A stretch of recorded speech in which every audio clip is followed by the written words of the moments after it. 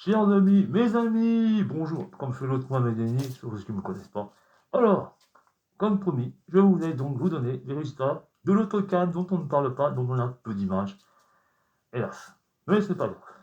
Oula, donc cette coupe, c'est la CAN, non, pas la Coupe d'Afrique, mais la Coupe d'Asie. Attention Illuminati, faut pas les confondre, c'est pas le même continent, c'est pas le même continent, et c'est un peu plus long, et c'est le plus grand. Alors, voici des résultats, et il n'y a pas eu trop de surprises. Alors, nous allons commencer par le premier. Des surprenants Tadjiks qui affrontaient en quart de finale la Jordanie. Donc, c'était la première fois que la Jordanie atteignait un quart de finale, et le Tadjikistan aussi. Et le rêve tadjik se termine par un but de la Jordanie, entraîné par un Marocain. Oui, un Marocain qui est en demi-finale de quelque chose. Voilà. La Jordanie se qualifie pour la demi-finale par un but à 0. Facile, sans problème.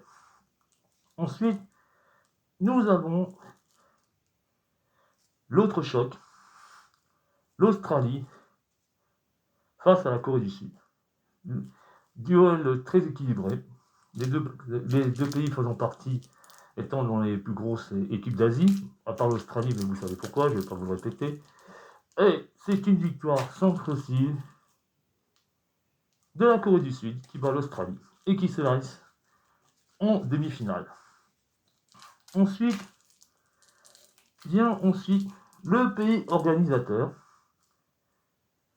qui affrontait l'Ouzbékistan, autre pays assez habitué des qualifs de la zone Asie, mais qui n'est pas un gros cadre non plus, qui avait fait un playoff pour se qualifier en coupe du Monde, mais qui s'est fait éliminer. Et victoire du Qatar, le Qatar en demi, le pays organisateur va jouer une demi-finale. Ils se sont qualifiés au tir au but. Eh oui. Alors vous allez me dire, mais ton favori, Jason, le Japon, qui était mon favori, mes amis. Non, le Japon s'est fait sortir par l'Iran. Eh oui. Bon, je vais pas casser de télé, ne vous inquiétez pas. Pas l'Iran. Mais le Japon, miné par une affaire interne un des joueurs, le joueur de Reims en Ligue 1, inculpé, accusé de viol. Et c'est certainement cela qui a dû choquer, qui a dû perturber l'équipe. Donc, c'est abusonné.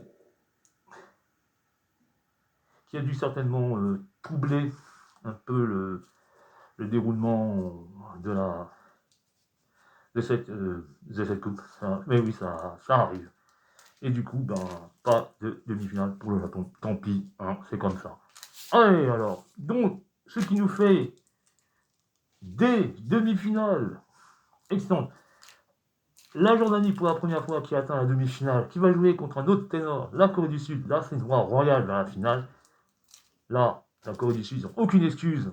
Miser sur la Corée du Sud, mais on ne sait jamais, les étonnants jordaniens, on ne sait jamais. Mais là, je crois que ça va s'arrêter là. Et oui. Quant à l'Iran, il joue le Qatar. Deux pays qui ne s'affrontent pas très moyennement. Voilà, deux beaux chocs de la zone Asie. Et que le meilleur gagne. Allez, là-dessus, je pense que l'Iran, je miserai une petite pièce sur l'Iran. Toute petite, même si le Qatar est à domicile, on ne sait jamais, après tout, c'est le champion en Asie, il a été champion d'Asie, le Qatar aussi. On ne sait jamais. Mais l'Iran, et croyez-moi, le football en Iran, c'est quelque chose d'incroyable. Hein. C'est des 70 000 places, 1000 spectateurs dans les stades.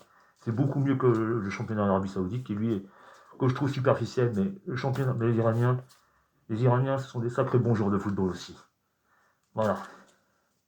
Alors, on se voit pour les résultats des demi-finales, et que le meilleur gagne. Allez, tchuss!